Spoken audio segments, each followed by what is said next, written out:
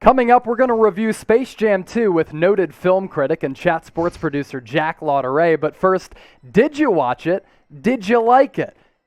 Type Y for yes, type N for no. That's going to be the pinned comment on today's video. So as you get hit with that intro, scroll down and get those votes in.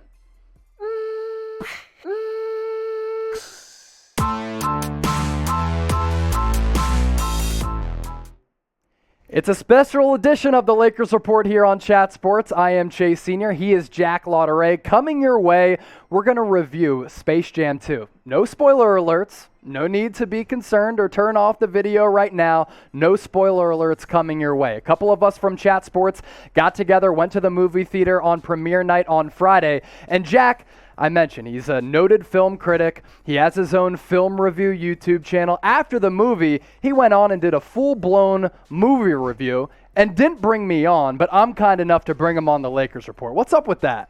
You know what, Chase? It was 12:30 at night. Didn't want to take any more time from you. I apologize. I'm going to get you on soon. Don't worry about it. As long as you get me on soon, that's all that matters. Let's get to the preview. So, going in, I didn't have high expectations. I didn't think I was going to get a Leonardo DiCaprio performance from LeBron James. He's never really acted before, short cameos. So my expectations weren't out of this world. I left the theater and said, it was fine. It was okay. There were some good moments. There were some brutal moments. At the end of the day, it really was just an okay movie. But for people out there who thought this is going to be an award-winning film and you left the theater disappointed and you got together all these hot takes saying, that movie was trash. What were you expecting? Wasn't going to be an award winner, right? No, I mean, I literally echo what you say. This was the definition of fine. Going into this, were they going to be able to recapture the magic of that first Space Jam? A lot of people did not think that was going to happen, myself included. I think we all kind of walked in thinking, yeah, this is not going to be a good movie. And then it actually wasn't too bad. I mean, on a technical level, it's average, fine at best. There's some really nice moments, but then there's also some stuff that's a little questionable, Chase. But like you said, definition of fine. Not great, but not terrible. Even the first one wasn't great from like a cinematic production standpoint. I did think it was really good, but also different viewpoints, right? When that comes out in 97, I believe, I'm 5 years old. I'm now in my late 20s, so that's a difference in perspective. I laughed at times. There were some bits of humor that I thought were really catchy and creative. Would you agree with that? Oh, 100%. There were a few things that happened in here. There were a few moments that made me laugh out loud, which, I tend to laugh pretty easily in movies, but again, there were moments in here that left me shocked that I was like, that's actually really funny. So I do applaud some of the writing there for actually, bringing back a little bit of the magic with the comedic timing. I thought this was pretty impressive. $32 million on opening night, so a pretty decent box office number there. And there's also this.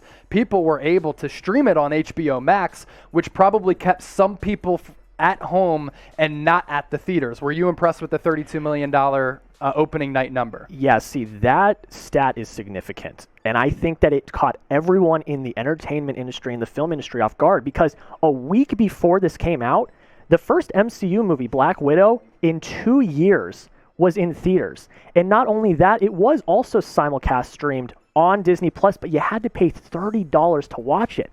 So it had a pretty big box office its first week, but for Space Jam to come in for free, also to be streamed on HBO Max, and dethrone in a Marvel Cinematic Universe movie 1 week after it comes into theaters, absolutely blew me away. And not only for that first night, it took the weekend, which is very significant and very big, and it shocked a lot of people. Listen to the verbiage from this guy. This is why he's a world-renowned film critic. Going to LeBron the actor. Didn't have high expectations for that either because he doesn't have a lot of acting experience. And I came away from that movie saying, okay, LeBron James, one of the greatest basketball players of all time, not so much as an actor. Better hooper than he is an actor at times, somewhat painful, but I thought he was just okay, just like the movie was. No, absolutely. And I think that when he was having fun, he was pretty good because it's easy to be good when you're having fun. Now, when he had to be serious, when he had to show his acting chops, I was left a little to be desired. But in the end, he came in to have fun. He had fun, and he was fine. I wouldn't say he was anything revolutionary, and I'd argue Michael Jordan wasn't anything revolutionary in the original Space Jam either. Yeah.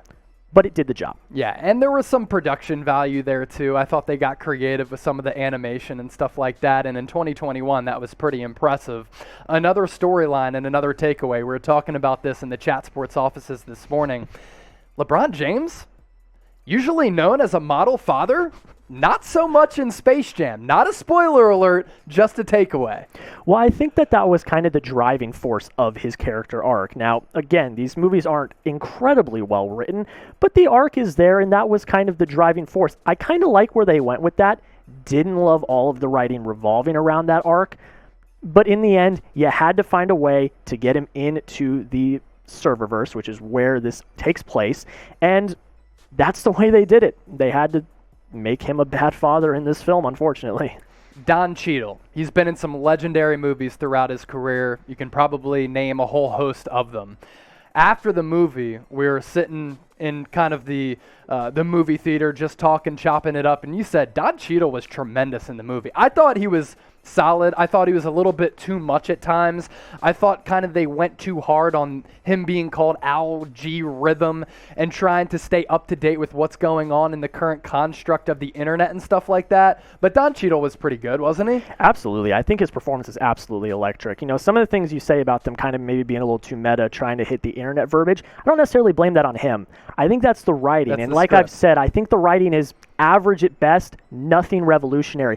But Don Cheadle is by far the best part of this film. He brings the fun. You really believe that kind of childlike behavior that he's giving in all the best ways. You could tell he was having the time of his life, and it's just absolutely fantastic. Best part of the film, in my opinion. We're seeing a consistent theme here, and we keep talking about creativity and just some moments where you're like, okay, that was catchy, that was good.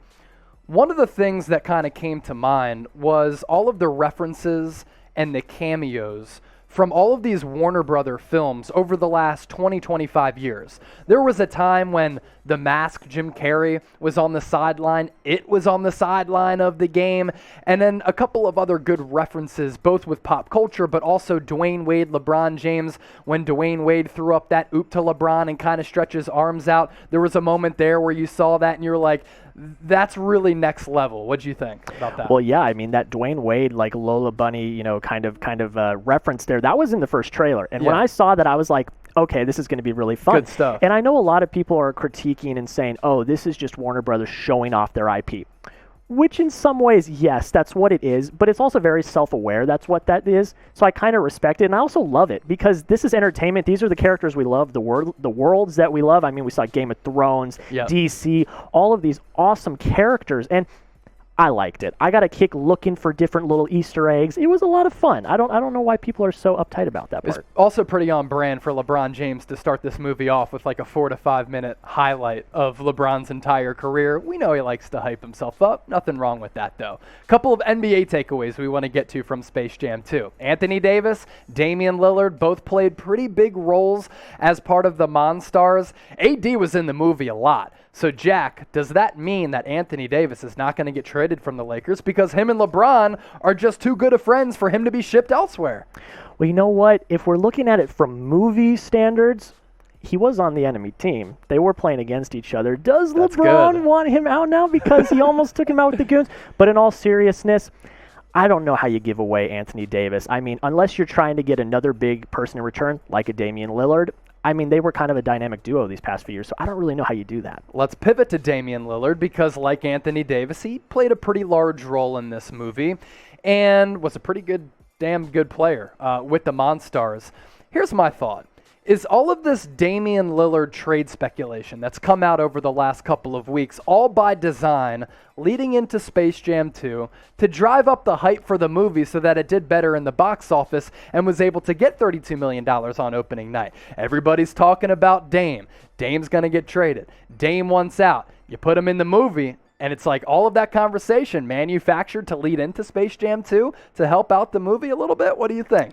Too hot of a take? I mean, I don't know about that. I mean, it That's definitely, a stretch. I can agree. You know, him being in the front of the news, everyone's seeing him, yes, that does help. Now, the part I will disagree a little bit about is I don't know how much he was really marketed. He was kind of this, you know, kind of epic boss type character in this movie that was kind of hidden in the marketing. So I might disagree with you a little bit on that one, but all the trade speculation probably did help bring some people to the seats in the movie theater. Elite stuff from Jack. Your YouTube page real quick. Doesn't compete with us here at Chat Sports in terms of sports and movies. Plug it real quick. Oh, yeah, it's called Fanatic Films. It's not Fanatic, it's Fanatic, F-I-N. And, yeah, we got a lot of great stuff coming, doing a lot of movie reviews, and we got the full spoiler review, Space Jam 2, if you guys want to go check that out. And thank you for having me on today, Chase. Of course. Jack, he's been killing it here at Chat Sports. He earned himself onto the Lakers Report to review Space Jam 2. I got to earn my way onto his YouTube channel. Before we get out of here, grade Space Jam 2 for us in the comment section down below. A, B, C, D, or F. Hey, I think it was a solid C+, B-, Jack. Ended at a C+ for me. There we go. So obviously we talk a lot of hoops here on the Lakers Report. We're going to be doing that for Game 6 of the NBA Finals. Watch party. Main Chat Sports YouTube channel. Live play-by-play. We'll have a scoreboard for you. We'll take your questions throughout the broadcast as well.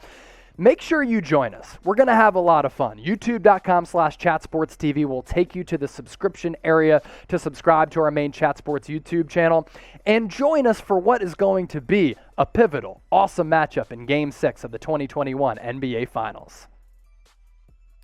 During the NBA Finals, Game 5 in Phoenix, guess who was seen courtside sitting together? Yeah, LeBron James was drinking some tequila.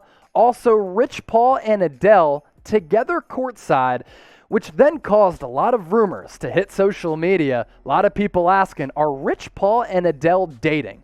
We did some digging. Brian Windhorst did as well. And it seems as though Rich Paul of Clutch Sports, agent for LeBron James and Anthony Davis, is dating Adele, who's one of the best singers of all time, as we continue to give you pop culture takes here on the Lakers Report. Here's what Brian Windhorst had to say on the Low Post podcast with Zach Lowe of ESPN. Rich Paul, LeBron James' agent, brings his girlfriend to the game sitting next to LeBron. His girlfriend is Adele. Rich Paul is at the game with Adele. This is the first time they've come out in public together, so this will be all over the tabloids, especially in England tomorrow.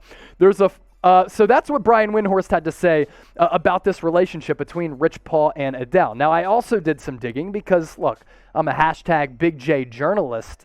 Adele got a divorce, I think, earlier this year. So I'm not sure how long Rich Paul and Adele have been dating, but there is that. And you also go back to her all-time album, and you look at the lyrics for Rolling in the Deep. Now, Adele may have been married at this point, or with another man, but was she writing this in her song, Rolling in the Deep, about Rich Paul? There's a fire starting in my heart, reaching a fever pitch, and it's bringing me out the dark. Finally, I can see you crystal clear. Go ahead and sell me out, and I'll lay your ship bare. Look at these two just having a blast courtside for the NBA Finals. Adele is waving her rally towel. Rich Paul, he's looking to the guy to his left. He's doing a little business. But they did get close because this picture shows you they're sitting next to each other. They seem to be enjoying each other's company. I'm not sure if Adele is pointing elsewhere or pointing to the tabloid saying, I know you guys are going to be talking about us. Chase Sr. of Chat Sports, you're probably going to do a video about us. We're coming out in public. We are together. Before we get out, the power couple scale. Is it going to be like Angelina Jolie and Bradley Pitt? That's probably around 100. Is it going to be one like maybe me and my girlfriend because I'm a low-key celeb? Scale the power couple scale for Rich Paul and Adele in the comment section.